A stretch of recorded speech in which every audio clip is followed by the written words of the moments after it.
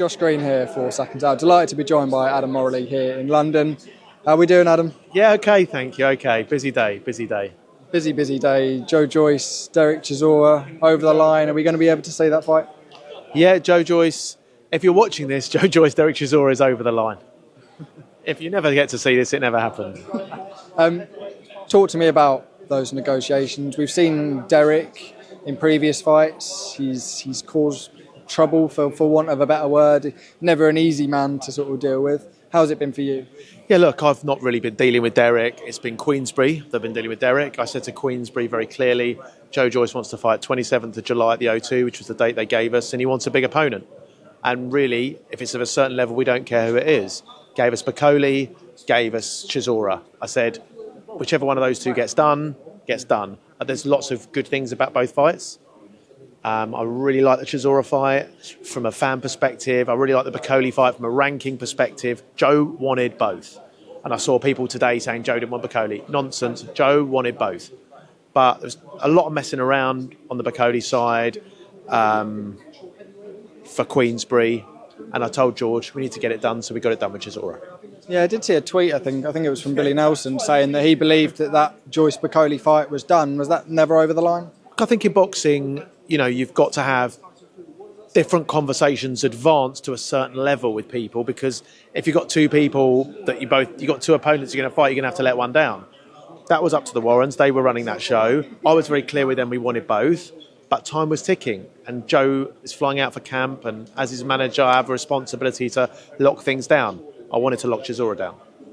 For Joe Joyce, we saw him come back against Cash Ali. Not the most explosive performance, but he got the job done. It's going to be a step up against Derek Chisora.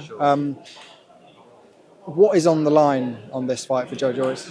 I mean, look, everything's on the line for Joe Joyce in this fight. If Joe Joyce gets beaten in this fight, then his career is over. It's effectively over. Because with the greatest respect to Derek and his resume as a professional, he's definitely coming towards the end of his career. I think after he fought Gerald Washington, a lot of people thought he'd retire. Joe Joyce is down the line, but not as far down the line as Derek Chisora. Joe's got to win this, and he's back in Saudi. He's in Saudi. He's going to fight. He can fight Joseph Parker. We've talked about that fight. He can fight Dubois.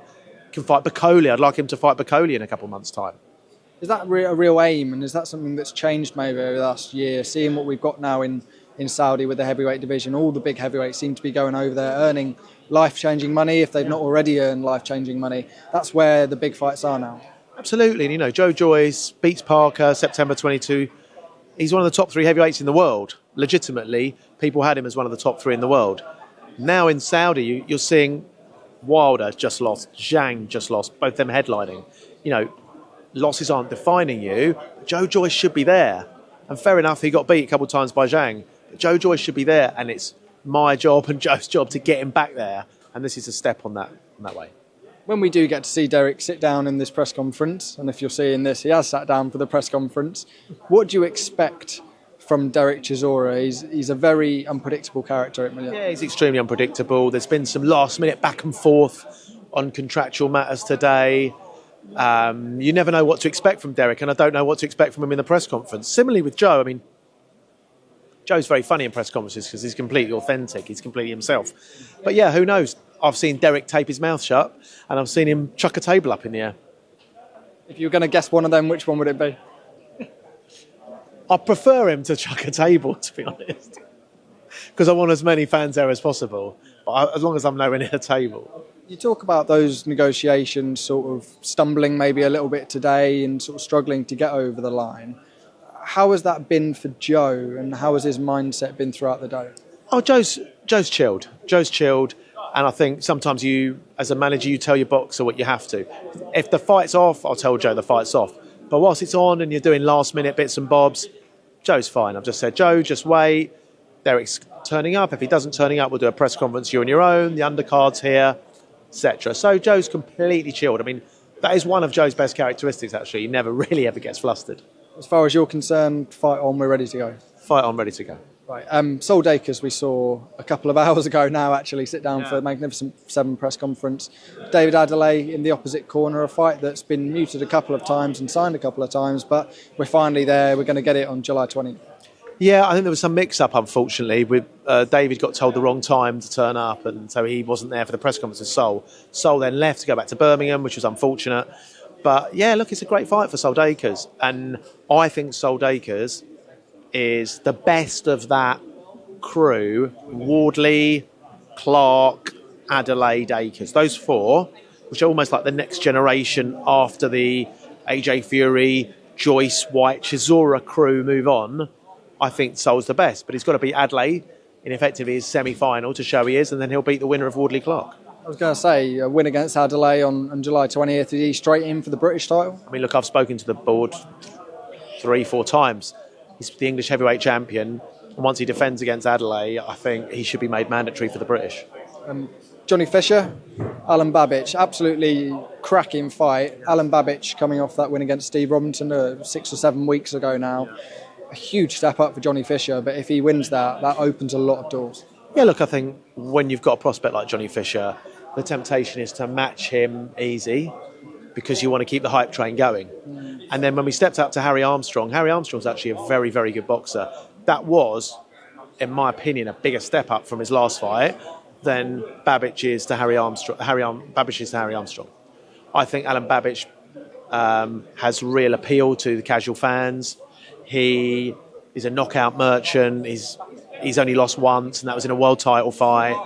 I think Johnny will show his class in that fight. He'll show his levels, and he'll get past Babic fairly easily, in my opinion. And when he does that, people will say, OK, we're now starting to believe in Johnny Fisher. It would be a case of people will start to take him seriously at that British level. He was to beat someone like Alen Babic. I think so. I think people should already take Johnny seriously. I don't think you should take Harry Armstrong lightly, but the people say that's Southern, that's area level. But I think Johnny Fisher troubles a lot of people. We're not being delusional, but he troubles a lot of people up that British level already. But I think once he beats Babic, I think he will get more respect.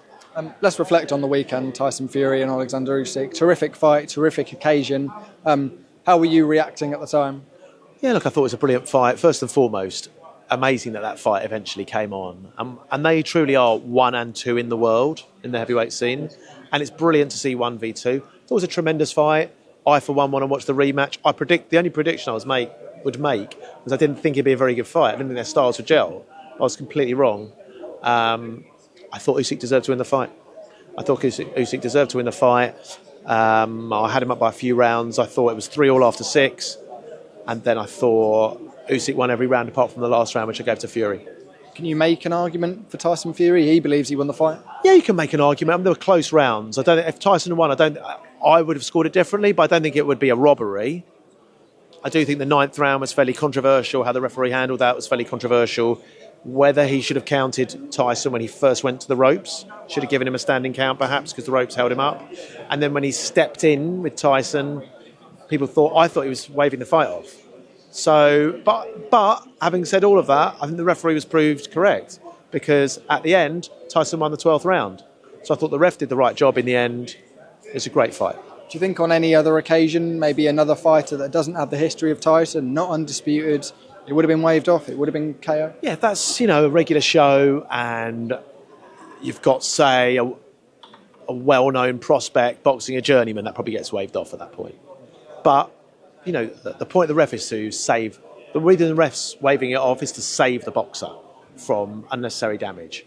But I think it's proven by what Tyson did at the end of the fight that the ref made the right decision.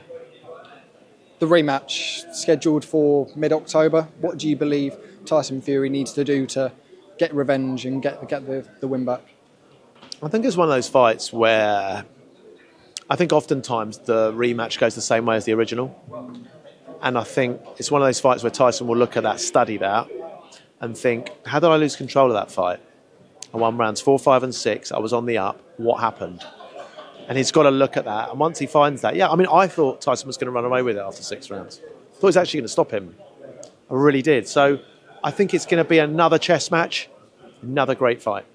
Adam, appreciate your time as always. Thanks, cheers.